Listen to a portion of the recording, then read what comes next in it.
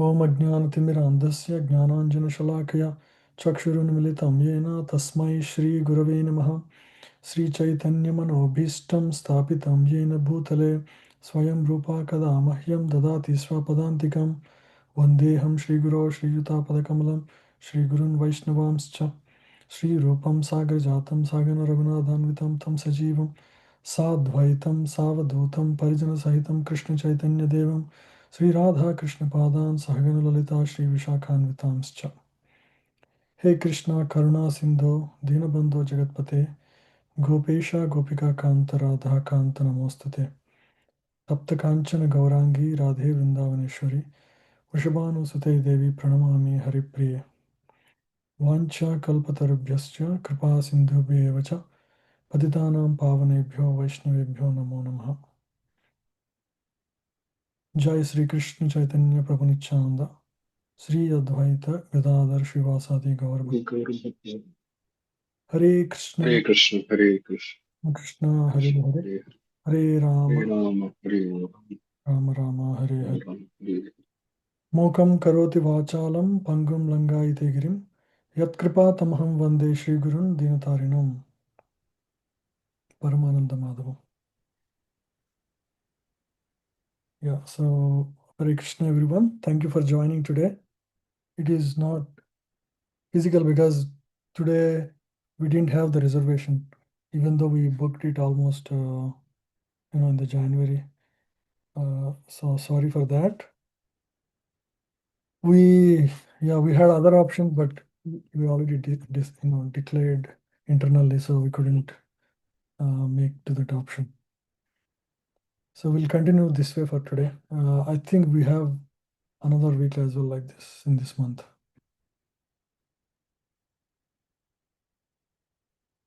Yeah, so we are discussing this topic of password for happiness.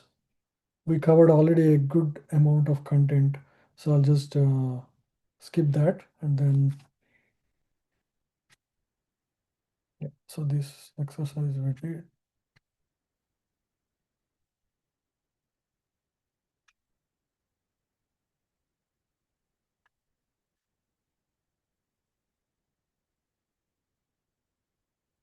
Yeah, this we discussed.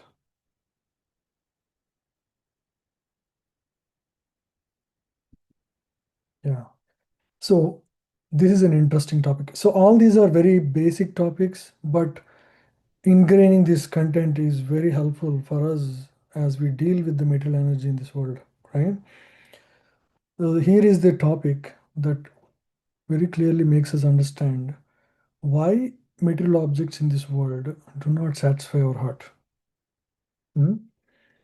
So three reasons were explained here. The material objects in this world, anything you take, they have this perishable nature.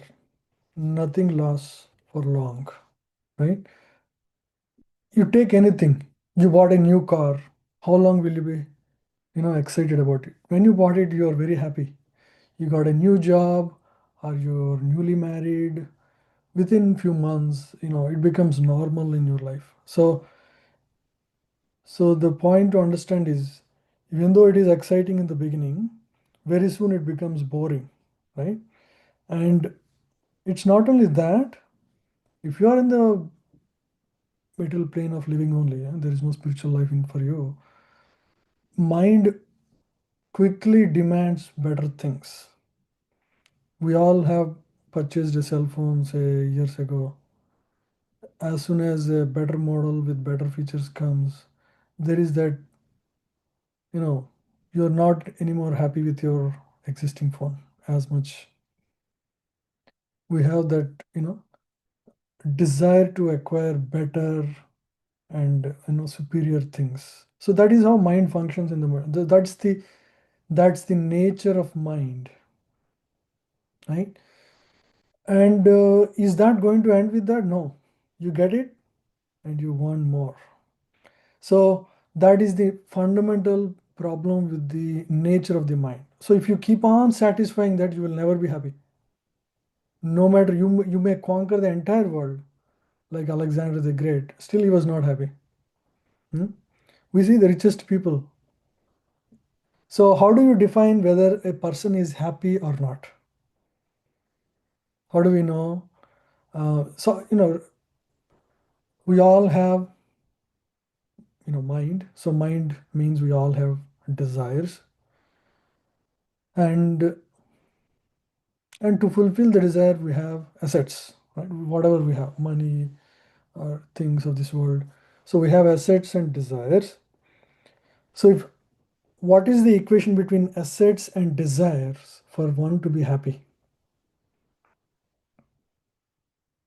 In general, I'm just talking about material plane. If assets are compared to your desires, you have say so many desires. You have so and so purchasing power, assets. When your assets are less than your desires, will you be ever happy? Can anybody answer? No. Yeah. So the equation is your assets are greater than your desires. That's the only equation, right? So to be materially happy, that is the equation to be 100% satisfied. But will you be ever having assets sufficient to fulfill the desires of your mind? No. Possible, yeah. So that is the fundamental problem why people cannot be just happy materially in this world, right? You are is you are a spiritual being covered by ignorance in the material world, right? Because of forgetfulness of the the supreme spiritual being, the supreme Lord. Now, so because of that ignorance, you are trying because the soul's nature, the spiritual nature is Chinmay. It's always happy, right? Chidananda. It's a Chidvastu, and it's always Ananda, full of happiness. Now, when it forgot its spiritual connection, naturally it cannot be happy in this material world. A Chidvastu cannot be happy in the material world, seeking after material things. So no matter, it's like fish out of water. You give it the best sweet rice, no, it's not happy. It has to be placed back in the waters. Then it will be happy. So similarly, only in spiritual atmosphere, the spiritual being can be truly happy. No matter you give 100 things, it cannot be. It appears like temporarily happy, but it is never satisfied. Right? So there was a very interesting story. There was a king. There was a king who had a housemaid, a male housemaid, and this boy, is like the king is in his 40s and this person is in his 20s, and king looks at him and he is always happy. This person comes, you know, he will jollily come dancing and does his work and goes home. He has a family and children. So one day he asked his minister, my dear sir, why this person is so happy? I have everything. I have everything in my control. I have the entire country, treasury department, everything is in my control. I am not as happy as this simple man who works at my home. He is always just jolly, laughing and dancing, working, and then going back. So the minister said, okay, let's go and talk to him, right? So both of them go to the person's home, and then they ask him, how, sir, how you are, how are you so happy? Whatever his name is. So then the person says, "Sir, I have a roof under which we all live. My home. I have a simple home. I have I have eatables. I make enough money to take care of my family. I have two young kids, and wife is very supportive. I don't have any. I don't have any big plans or desires. I'm happy." So both king and minister were surprised. Oh, with so many such little things, he was so happy. So they both hear that and then go back home. And the minister tells the king, "Okay, sir, from tomorrow, this peon that he was coming to you, he will not be happy anymore." The king was surprised, and and then the minister left home, and this family, they have a simple home in a village, and they have a garden in the back, and there is a well. So this person went, he went to a garden. The minister went to the garden of this poor person, and he planted some gold coins there. How many gold coins? He kept exactly 99 gold coins. So the house lady next day, she wakes up in the morning. In those days they will pull water from the well. She was doing that and watering the plants there, and there she finds something shining, and she opens, and then surprising, gold. So she immediately, without talking anything, she immediately goes inside the home and shows to her husband. Both of them were so excited, and they both start counting. How many are there? How many coins are there? Anybody? 99. So 99. So the question came up. What is the question? Any guess? Oh, why it is 99? Why not 100. Correct? 100? Yeah. So the woman said, "How can it be 99? It should be 100." So they both searched everywhere in the garden. They couldn't find, they thought maybe inside our home. They couldn't find anything. So they were like totally disappointed. How come there is one less coin? So the woman told, "Now you have to make it 100. You have to, so this 99 is not correct. Something is wrong. We should be having 100 actually. So something somewhere went wrong and we are missing that one coin. We must get it." So from that day, and that coin is like this thick and this big. So it's not easy. So the man said, "Oh, I have to work 10 years to earn that coin. I cannot earn." She said, "No matter, it's 10, you can work 20 years, no problem. You can go work hard, make 100, we'll be happy." Right? So this is how mind works. Whatever you have, you want more. So from that day onwards, is the servant happy?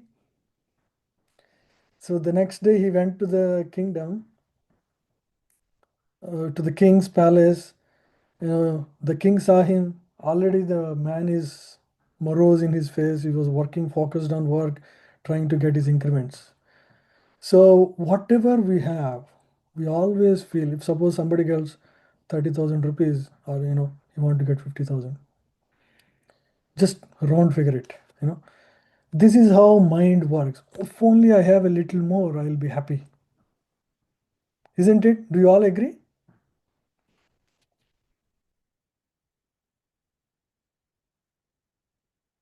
Haribol, are you able to hear me? Yeah. Yes, Prabhuji, we agree.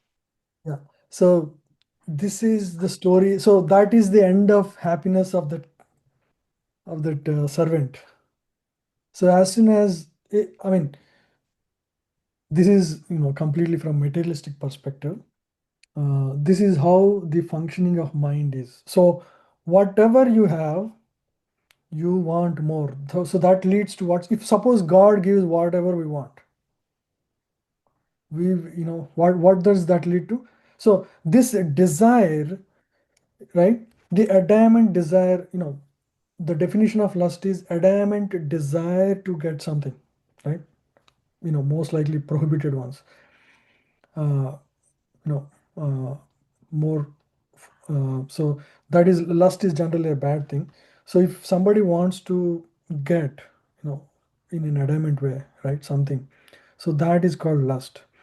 So the problem with lust is, if the lust is fulfilled, what happens? We get so you get whatever you were asking for, always, Then what happens is you develop greed.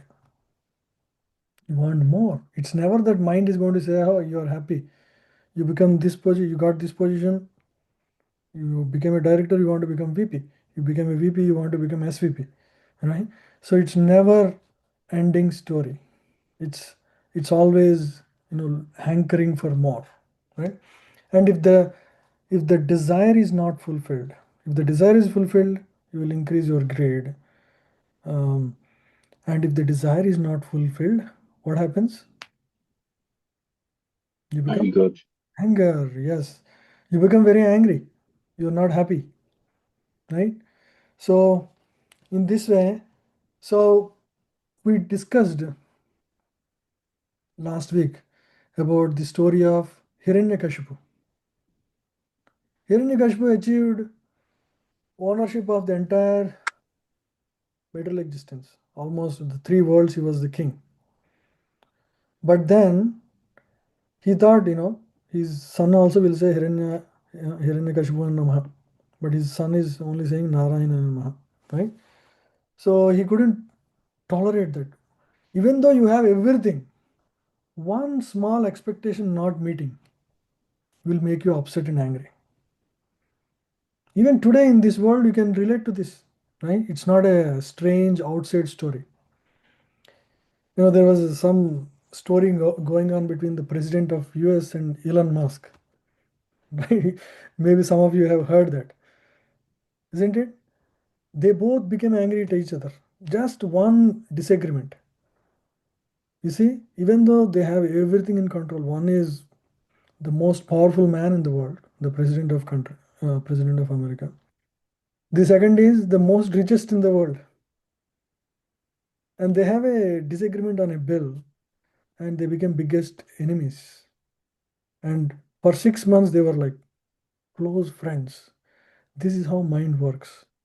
The minute when you are especially when your desires are getting fulfilled, these people have achieved whatever they desire. But then when something is blocking them, they're not able to agree on something, then they become the worst enemies. You see, do you think they're happy? No. Yeah, their mind is full of animosity and revenge and anger. They're not happy. They can have everything materially, but nothing really makes them happy. Yeah. So, right. So it's like I can relate to, I always tell this story. My daughter, she asks for chocolates. If we give more, she never says I'm happy. She wants more, right? She's never says I'm happy. The more we give, she becomes happy. The minute we stop, what does she do? Cry, anger, tantrums. Exactly. So this is exactly how mind works. No matter what you have. So that's why just seeking after material assets is not going to give us any happiness. It's perishable. Okay? And the happiness that you get is also limited. You cannot enjoy anything material for a long time, right? Or the sweets that you love or anything. So it's a petty pleasure. Yeah. And there is a promise of happiness, but it is more or less like a mirage. Mirage means reflection, correct? It appears like, suppose there is a water body. On the bank of the water body, there is a big mango tree. There are nice, beautiful mangoes,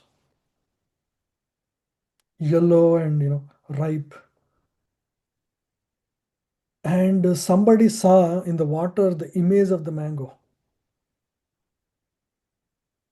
And then he started trying to catch it in the water by swimming to the fruit. Will he be able to catch it? No, No. he will never catch it. So that is exactly. So this material world is defined as such a mirage. So there is a, we'll read together a verse from Bhagavad Gita, 15th chapter. So this actually tells this material world is a mirage. Mirage of what? Mirage means there must be.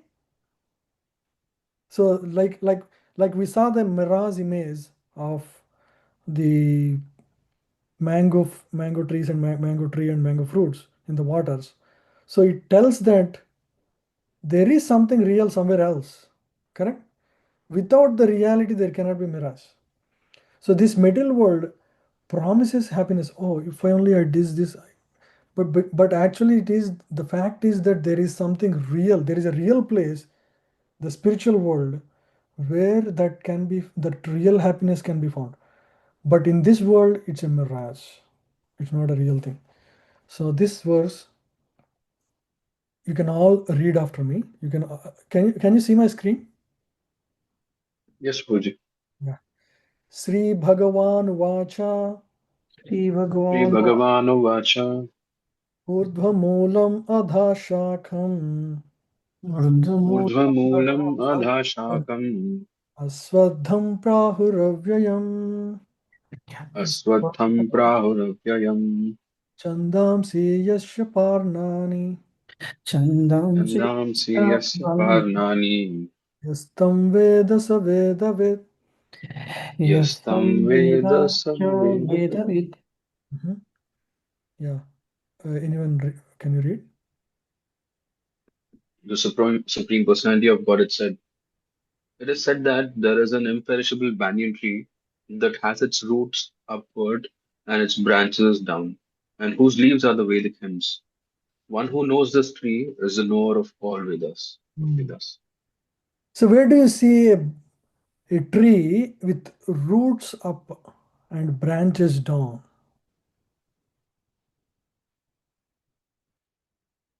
You will see only in a mirror reflection, correct?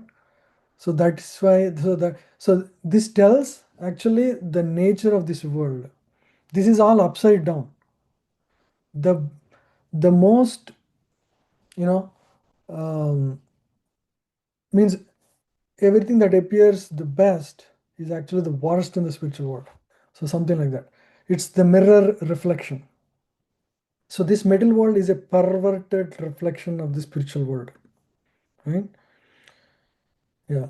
So let's read this directly. Yeah, please read. The branches of this tree extend downward and upward, nourished by the three modes of material nature. The twigs are the objects of the senses. This tree also has roots going down, and these are bound to the fruitive actions of human society. Yeah. So this is further description. It has both branches going up and down, right? And it is all nourished by the modes of nature. So that is the material energy. No? The material energy of the Supreme Lord drives the development of everything in the material existence. Right? So anyway, so this is, let's continue. It's a chase after mirage. No one can be happy. So there is a promise. Everything promises in the happiness in the middle world, but it's like a fish bait.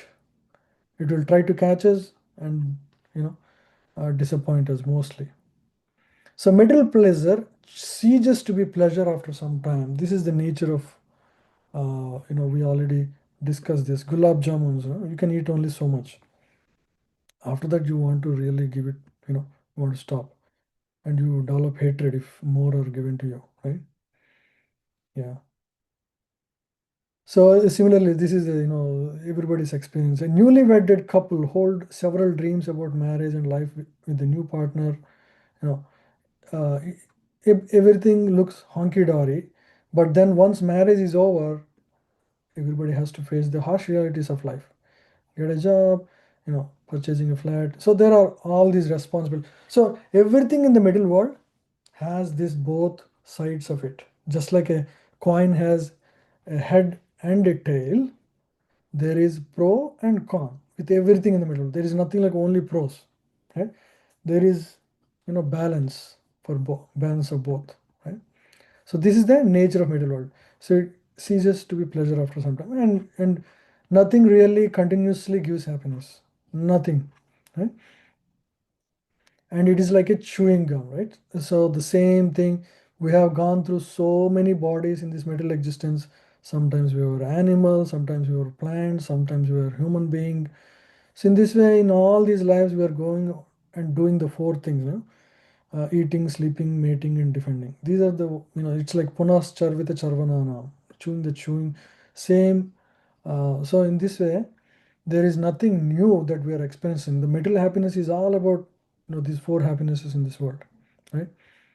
Yeah. So the second thing is, yeah, dualities. Dualities exist in the middle world. There is night, day, summer, winter, joy, sorrow. So these are going to be there. In the spiritual world, there is only joy. But in the middle world, there's going to be both.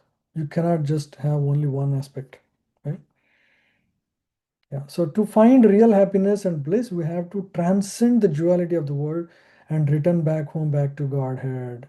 Till that time, one tolerate the dualities. What do we do? Tam titikshasva bharata. We have to tolerate. We understand this is the nature. We cannot escape. And understand, ideal way of understanding is this is given by Krishna for me to purify myself. That is the better way of understanding. Once, so the idea of understanding this knowledge is that when challenges come in our life, we tolerate.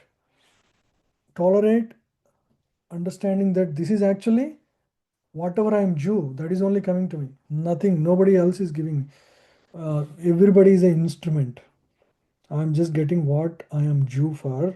And by remembering God, you mitigate all challenges in life, right? Krishna, just by surrendering to Lord, uh, Lord protects us. So that is the faith devotee has, right? So that is the biggest strength. So we just tolerate. Yeah.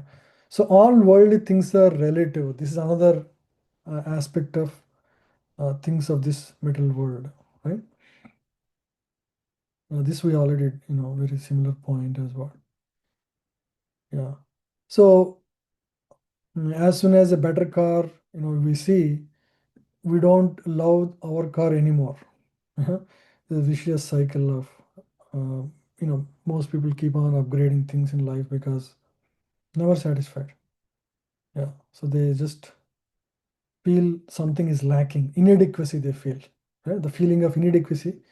Materialistic people, those who don't have spirituality in their life, they constantly go through the turmoil of inadequacy in the heart, inadequacy of things. They think that if only I have that, I'll be happy. Yeah. So have a better car. They don't feel good if they have a old car they to go out, or a simple dress. They don't feel comfortable. Yeah. So we have to go beyond that. We have to grow to go beyond that. Right. As a spiritual aspirant, should understand our uh, purpose and goal of life. Our mind should not compare. Yeah. Yeah, again, this is another way, right? So whatever one may be occupying today, will everybody be lower than him? No, you will always find somebody better than you, right? If you are a CEO, there will be a bigger company CEO, right? So as soon as, so the problem with chasing after growing, in the corporate life or whatever, right? You will always feel, dissatisfaction, because there is never a day when you can say I'm happy and I'm in this position, I'll just stay happy forever. There are always better posts, that people occupy. Yeah. So what happens if you keep on growing? So there was a story. There was one boy who was telling the story. So he was a he's when he joined engineering, he got into mechanical engineering. He worked very hard, and then he got into computer science. Okay, good. So then he was dreaming after Microsoft. He worked very hard and he joined Microsoft. Then he dreamed of coming to America. He came to America. Then he, this is a real story. And after that he came here and he wanted to grow in corporate ladder. He became, principal engineer, and then, yeah, and, yeah. So and then he grew in career. Then he became, he wanted to be close to Bill Gates in those days, in 1990s. Bill Gates has this 25, 30 people who he would work closely with, to decide on many things. And he became this Indian guy. He became one of those 25. So one may think, okay, oh wow, so what an achievement, he's at the top, right? Was he happy? No, actually, one day he saw Bill Gates, where, Bill Gates just entered office. Suddenly there are, five, six people who went around him, talking to him about something. As soon as he saw that, he felt, oh, why not I become like him? You know. Then so as soon as he sees somebody who is better, what is the feeling he is getting?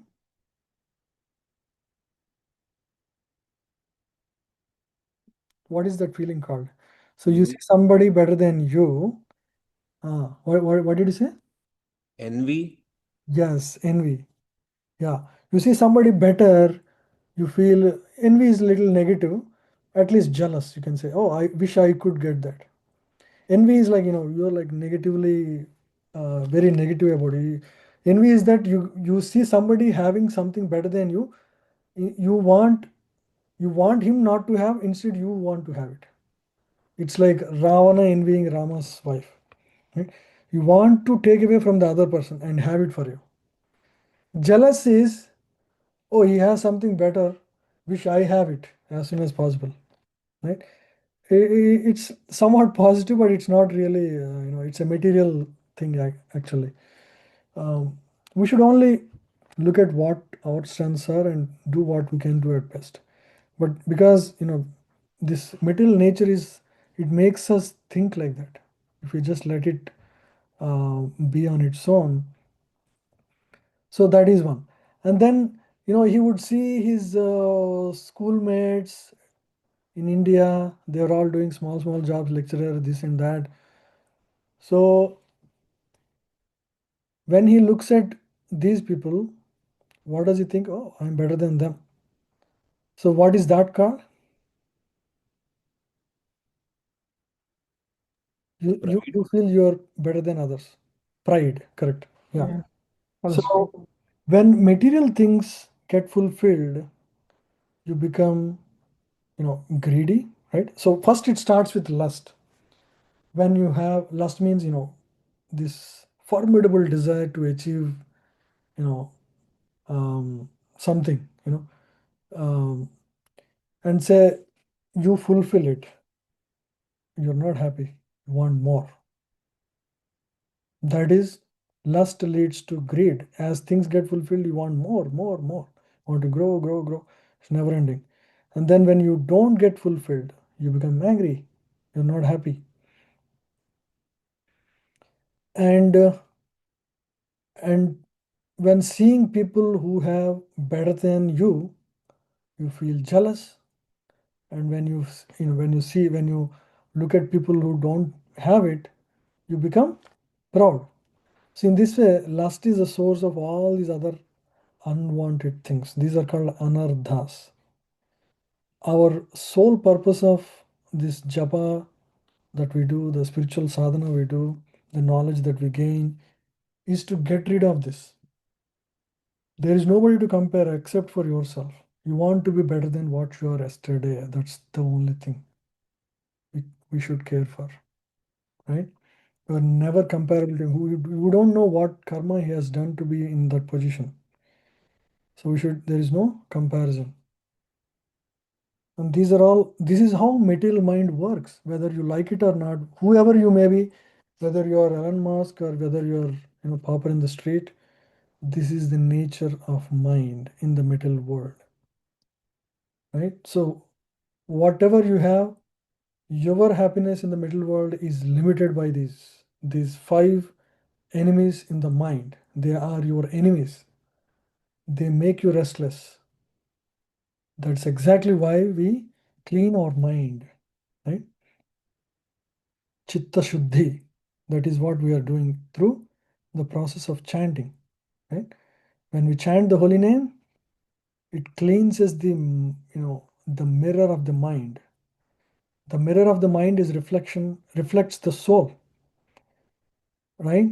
Mirror is supposed to show our face perfectly, correct? But when there is dust fully covered on the mirror, can we see ourselves? We cannot, because we are covered. So we see something else. So to cleanse that mirror, we have to take to the process of spiritual sadhana. In this particular age, especially chanting of the holy name, it's like a high power detergent, right? So as you clean your mirror, the soul with all its beautiful qualities of Sat, Chit, Ananda will be reflected on that mirror.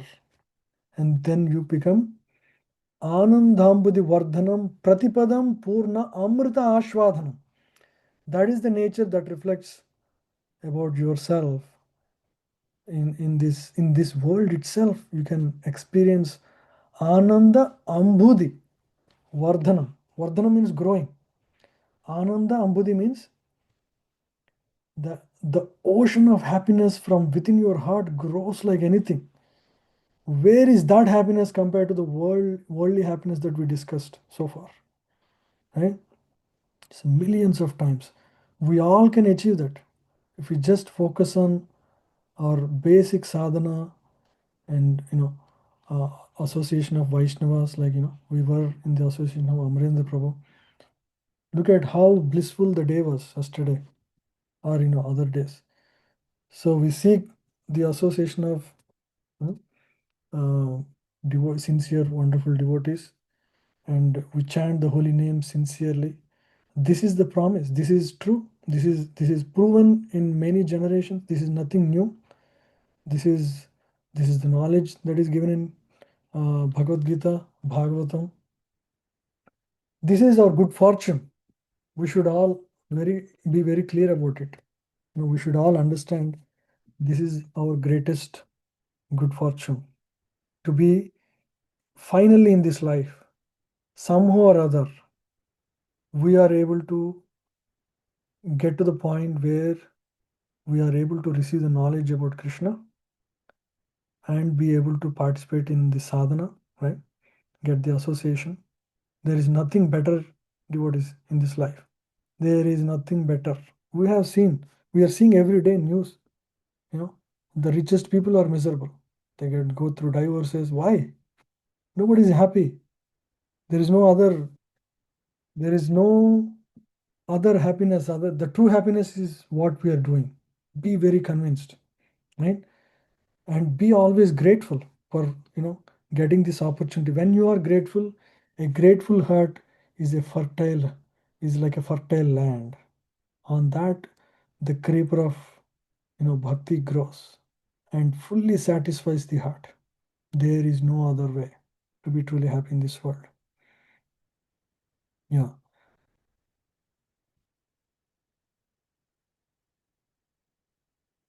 Yeah. So in conclusion, is that position of the desired object only feeds or ignites the desire further instead of quenching it, because the mind always searches for better facilities and greater comforts.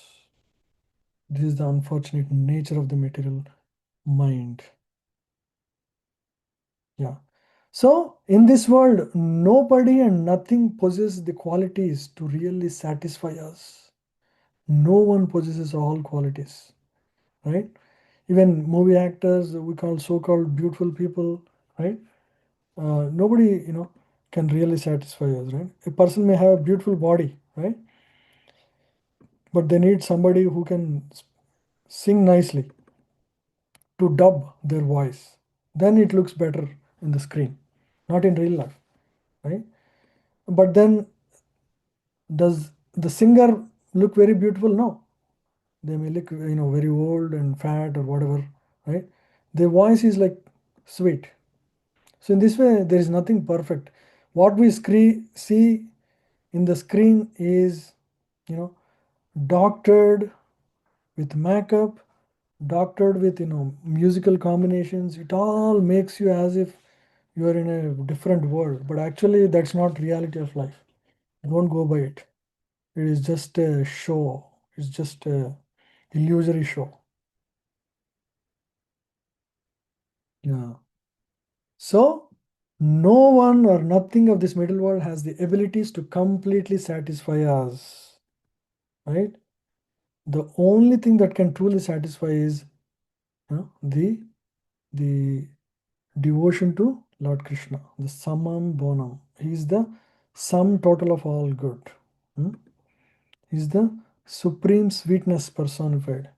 We were hearing about the pastime of Sudama Vipra last 1 week by His Grace Amarendra Prabhu. It was beautiful, every day it was nectar flow. Yeah, because they describe the qualities of Lord Krishna's love for his devotees. Right? He is our true father, right? So he is our original father. And as a father, he loves all of us equally. Each soul is equally a child of God. Every child is lovable to God, right? That is how, as soon as a child is born, there is milk in the breast of the mother. There was no milk before that. There was no milk after that. Who is mother making plans for it? The breast milk?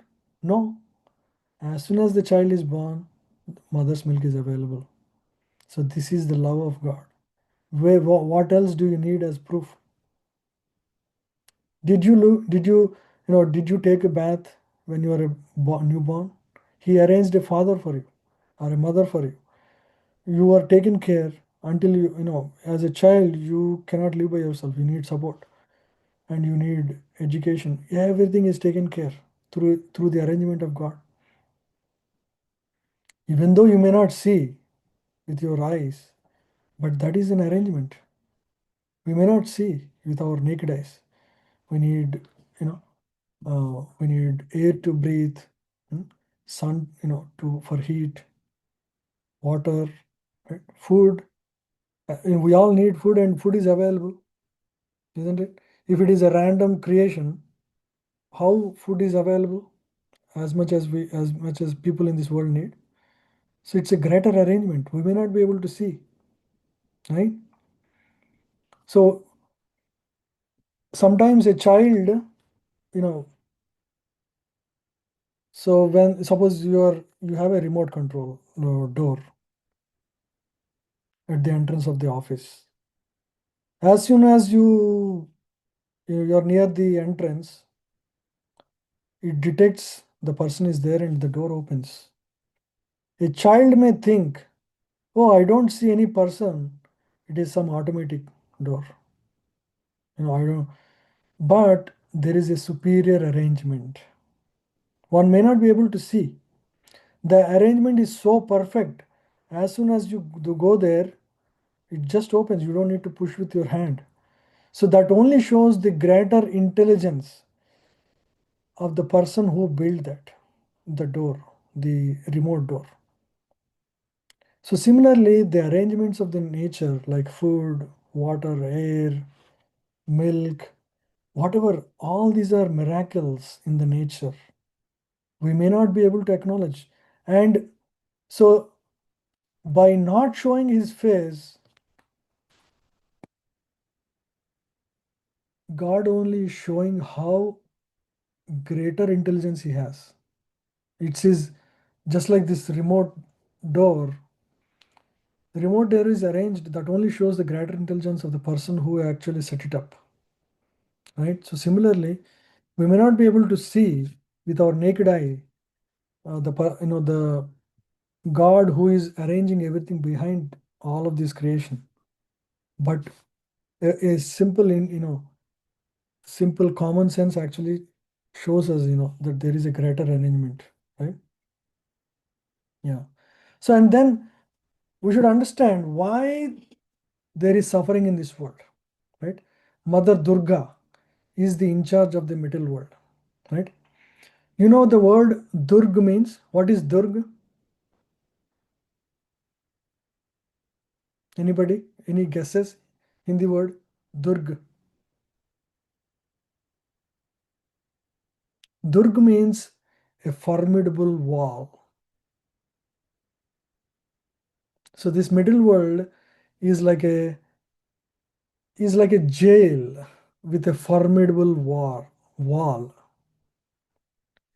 So the people in this world had come here to fulfill their material desires. That is the only purpose. We're all here trying to acquire assets, fulfill the desire.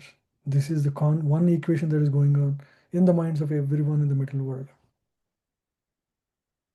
Now, as long as you are continuing to just not see anything what's going on and just continue to trying to fulfill your desires, you will go through a lot of adhyatmika, adidaivika, and adibhautika sufferings in this world. Just like a jailer, a person jailed, goes through various sufferings in the jail. He is not set free. He has to work very hard. He has to break the rocks or plant them, or do agriculture, do a lot of hard labor, and in the end he will get some little bit of rice and chapati and dal. That's all he gets. So one has to think in the jail, why am I here? What should I do to get out of this? The country doesn't want a person to suffer, right? We have come to jail. If a person comes to jail, it is only because of his past actions. Nobody else is responsible. He is only responsible. If a person wants to get out of the jail, it is also his responsibility. Nobody else. So he has to. So it's a place of transformation. A place of suffering is a place of transformation, if we take it the right way. So there was this story. So once Prabhupada was telling this story, right? Please read from here. One gentleman. Can everybody see this? Ravi Prabhu, you want to read? Or Prabhakar Prabhu, read. One gentleman had 8 or 9 daughters and son-in-law. So when they came, he was giving them good food and shelter, everything. So when they saw we are very comfortably living at father-in-law's expense, so they did not want to go. The father-in-law saw it is very dangerous that all the son-in-laws are not going. Then he began to, first day he did not supply salt. So one son-in-law said, "Oh, they are now disrespectful. They have not given salt." So one went away, and next day something else, something else, shortened, shortened. So those who were intelligent, they went away. The last one, he was not going. Then his brother-in-laws thought that give him good beating. Then he went away. Prahar, Prahar ne Dhananjaya. Dhananjaya. So his name is Dhananjaya. Yeah. Dhananjaya, okay. Others, those who were intelligent, they when they thought that now there is disrespectful dealing, they are not giving everything. So they gradually, the last one, he was a rascal. He was beaten severely. Then he went away. Hmm. So if a person goes to father-in-law's house, it is respectful for say week, maybe 2-3 days is also okay. But if he continues to stay for weeks and months, it's not they're not going to treat him specially. He's going to be given some, "Oh, go get some vegetables," and then slowly they will reduce the supplies. So as soon as some disrespect is seen, some people understood, some of the son-in-laws, but one guy is just he's not understanding. So brother-in-laws, the brothers of the daughter of the father-in-law, they finally had to give some punishment. Then he also ran away. So this material world is more like what? Father-in-law's house.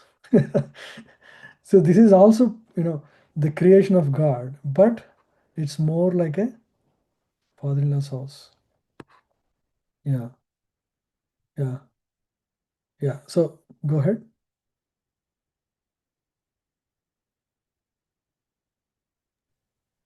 Um, From here you can read Yadubara. yeah, Yadubara. So if we are beaten by this material nature, then we'll go away. Prabhupada, yes. No, no, no, yes, no. Material nature's business is beating and kicking. That's his only business. But we are so fool. We are thinking, oh, very nice kicking. That is the disease. We accept the kicking as very nice. That is foolishness. We are suffering always by three kinds of adhyatmika, adibhautika, adi daivika disturbances. There is disturbance in the body, in the mind, disturbance by other living entities. So many disturbed by climate, disturbed by famine, always disturbance. Still, we are thinking it is very nice place. This is foolishness. Still, we are trying to improve it. That is foolishness. So these sufferings in this world are hinting something. It's like pain. Is pain good or bad? Suppose there is suffering, like say you get fever. Is fever good or bad? I mean, there is nothing like good or bad, but fever is what? Is a symptom. What is fever? You get fever when you have some other bigger problem. Fever is just a symptom of body trying to react. So you have a sore throat, you get slight fever because body is trying to heal it, but it's not able to handle it. So it expresses that sore throat pain. If you don't have any pain, you still have the throat issue. It's not good. The pain is a good symptom. Pain tells you go and cure. If you don't have pain, you won't take medicine and you won't cure. The disease gets worse. So pain is a good symptom so that we can take care of it. So this beating in the material world, that is indirectly described as the son-in-law's home, or father-in-law's home, is an arrangement of the superior nature of the Supreme Lord. It's not just random. Everybody goes through these three adhyatmika, adidayika, adibhautika disturbances in this world. It's done with a purpose to correct us. We don't realize the knowledge is given by Lord Krishna himself. Just like sometimes to the jail, the president comes. He's not like one of the inmates, but he comes and tells what is the, just to see, because ultimately the jailed people are also citizens of the country.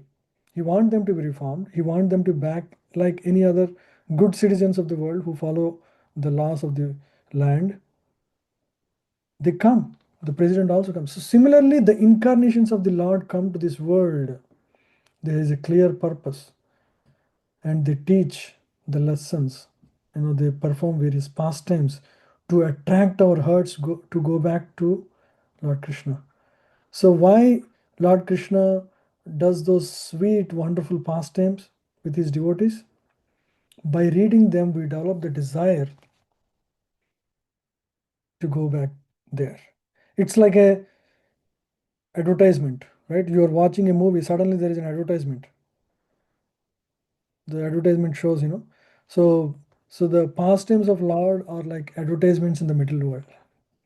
They show how by going to the spiritual world, what experiences you will get, so that we become motivated and stay steady on the path of spiritual life and get there. That is the only purpose why Lord comes. Because He is a loving Father. He wants us to be back. He doesn't want us to suffer in the father-in-law's house like this. Yeah. Okay, let's quickly do this. So here Dhananjaya, the person who got the beating. Who is he in this? Anybody? Please unmute yourself. Hmm? Who? Dhananjaya. Who want to, uh, you know, the guy who got the beating at the end. Yeah. Dhananjaya, he was left till the end, no? He got beating. Then only he left. So planning to stay in the middle world. Yeah. Father-in-law's house. What is father-in-law's house? Hmm? Material world. Yeah. The middle world is like father-in-law's house. No, it's not father's house. Son-in-laws who left. There are some son-in-laws who got the indication of the disrespect and they left. They didn't continue in the father-in-law's house. Who are they? Devotee. Yeah, De- devotees who plan to go back to Godhead. They're like, they got the hint. They got the hint from Bhagavad Gita. They got the hint from Adi Bhautika, Adi Devika, Adhyatmika Klashas. Yes. The good beating. Maya who punished, or Hmm? Maya who punished the Jiva, maybe. Or, yeah, Ma- the last one was Maya is different. The threefold miseries offered by Maya is the beating. Right? Everybody gets the beating. And finally, the brother-in-laws who actually bet them. Right? They are the Maya who punishes the Jiva. Correct? Make sense? yeah. Yes. So what is the cause of suffering? Is it God who is making us suffer? Go through all of this? No. It is our own desire to enjoy separate from God. Right? Sometimes children, like they want to do everything by themselves. Oh, don't touch me. I will go across the road. And in the middle of the road, they'll get scared. Right?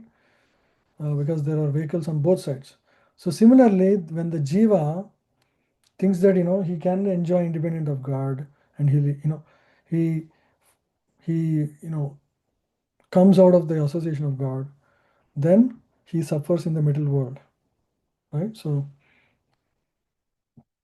yeah, so this is described in Chaitanya Charitamrita.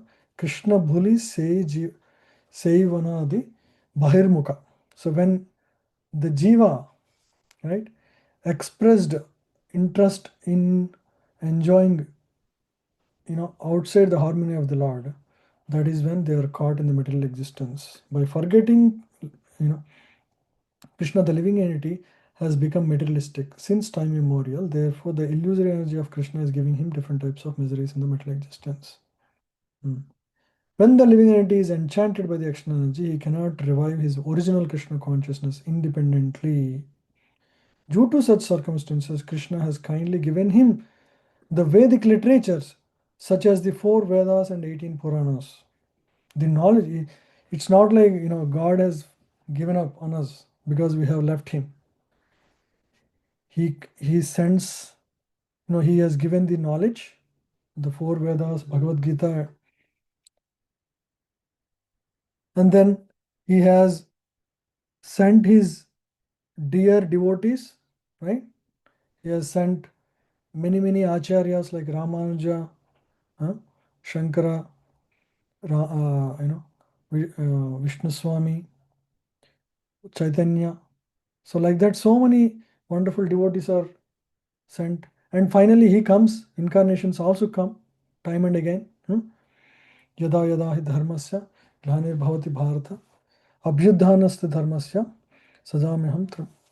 So in this way, every time there is some great personality or great devotee always walking on the world. Otherwise, there is this world will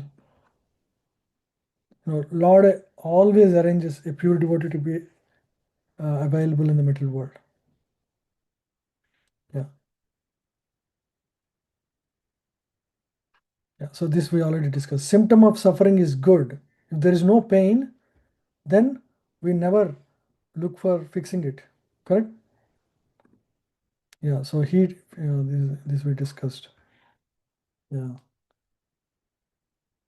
The king puts the disobedient citizens within the walls of jail, but sometimes king, desiring the prisoner's relief, personally goes there and pleads for reformation. Yeah, this is like incarnations coming to the material world, right? The only purpose of incarnations is to inspire us to go back to him through his pastimes. Symptoms of disturbance indicate some disorder to be set right, right? So as you see symptoms of disturbance in the middle world, why there are calamities in the middle world, why there are wars, understand there is something, there is some lesson there. Yeah. Yeah. Is fever good or bad? Anybody? Is fever good? Yeah, it is good Good. to identify the cause of like what's problem going on. Yeah. Yeah. Fever is compared to suffering in the middle world. Correct? Why does Krishna come as an avatar? So that he can inspire the jivas to go back to God. go back to the spiritual world. Yeah, go back to God. What is the method for becoming free from Maya's clutches? What is the method we have? So if you have fever, you have to take medicines. What is the medicine to get out? Gain the knowledge, Chanting God, chanting holy name. practice Like, chanting. That is the main medicine, right? And association of great Vaishnavas. So these are going to stay us um, committed and uplifted in consciousness. Yeah. So Durga, the middle energy, the sufferings in the middle world are all, given by the middle nature, the three modes of middle nature. She is that those modes of middle nature are under the control of Durga. But Durga is good news is Durga is actually under the control of Supreme Lord only. She is not independent. In some of the Western Abrahamic religions, the way Satan is seen, shown is Satan is a, like he is almost like an equal power to God. And Satan can put you under clutches independent of God. But our Vedic understanding is not like that. So Durga is a obedient servant of Lord, right? So in 9:10, Maya Jakshena Prakriti, Suyateva Characharam. So that verse shows how. Yeah, let's read together.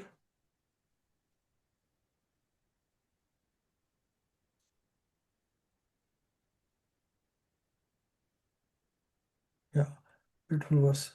Maya Jakshena Prakriti, Mayayakshena prakriti, Suyate Sa Characharam, suyate sacharacharam, Hetunanena Kaunteya, hetunanena kaunteya, Jagadviparivartate. jagadvi parivartate.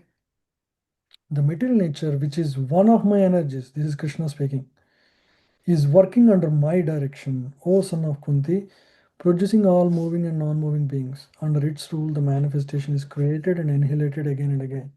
We're going, right? Right? So everything is under the Supreme Lord's control. Yeah. Okay, so we are done with the topic. This is the last section. Yeah. So this is a story, caught by the top. So this is like, suppose you are entering a rich person's home, there is a gate outside, and the rich person had a big dog, right? So the person, there is already a notice board saying beware of dog, but then the person somehow sneaked in, the visitor. So immediately the dog keeps barking at high voice and then tries to bite him. The man gets scared. So that's exactly how, so this dog represents the material nature. So the dog started barking. The man got, very fearful. What should he do at the time? There are two choices, right? He can pick up a stick. He can run away. Yeah, these are the two choices. Any other choice? Anybody want to say?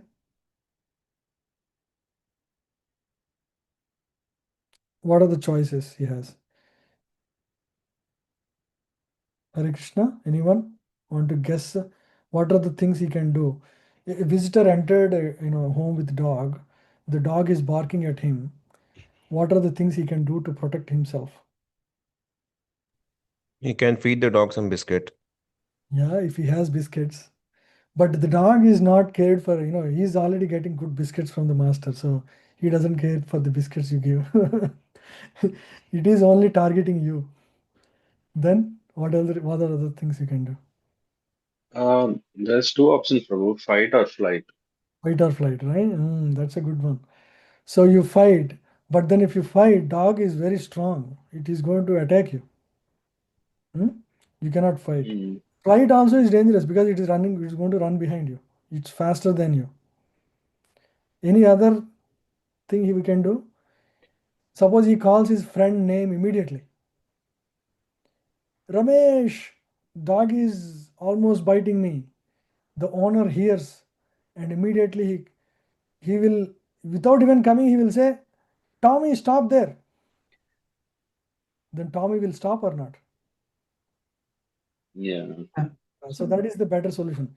So the lesson is, so the Tommy, so we call out the name of the owner. The Maya, the dog is not going to listen to us. The dog is going to listen to its owner. So similarly, the calling for the dog, so calling for the owner is like chanting Hare Krishna. Chanting Krishna's name is like calling you the owner. As soon as you call, Krishna will control the material energy. You don't need to control. Maya Jakshena Prakriti. So, yes, this middle world is a place of misery, but if you take shelter of Krishna, Mam evaye prapadhyante mayam vetam tarantite. You can overcome all challenges of material existence. Just take shelter of me. Okay? So that ends the class. Actually, I have to drop my daughter in a class now. She's like behind me. Um, we can discuss any other questions, but I hope there are a lot of practical lessons, in this. These are like very basic lessons, but if you think about it, a lot of good lessons about how to live in this material world, how desires cannot be controlled, right? You cannot fulfill, lust only leads to greed or anger or pride or jealousy. So understand the way things work in the material world. Nobody is happy. Even the richest people, the greatest powerful people in the world, do not think they are happy because they have some better assets than us. No. Only way to be truly happy is to, you know, is to be in touch with the most um, the supremely attractive person. The truly attractive person is Krishna, right? He is the possessor of the supreme sweetness qualities. Only in his association one can be truly happy. The more you stay in touch with that, just like if you want to stay hot, you stay in touch with heat. Like that, if you want to be spiritually in touch, uh, right, you want to be always happy, the only way is to be in touch with the supremely happy person, right? So even in the war, Krishna was always smiling. The only person who is always smiling in the entire battlefield was Krishna. Even when Arjuna was, going through a lot of anxiety in the first chapter of Bhagavad Gita, Krishna was still laughing, right? So we want to be with a person who is always happy, right? Then we will be truly blissful in the heart. It's not like we would just want to smile physically. huh? So that, yeah. Thank you all very much. Even though it is online, you all made it. Thank you so much, Prabhuji. Great to see your daughter as well. Hare Krishna. Hare Krishna. Yes. Thank you, Prabhuji. Hari Bol. Hari Bol. Next time we see in person. Huh? We couldn't Thank you, Haribol. chant. Thank you, Prabhuji. Hare Krishna. Thank you, Prabhu. Krishna. Hare Krishna. Hare Krishna, Prabhu. Hare Bol, Prabhu.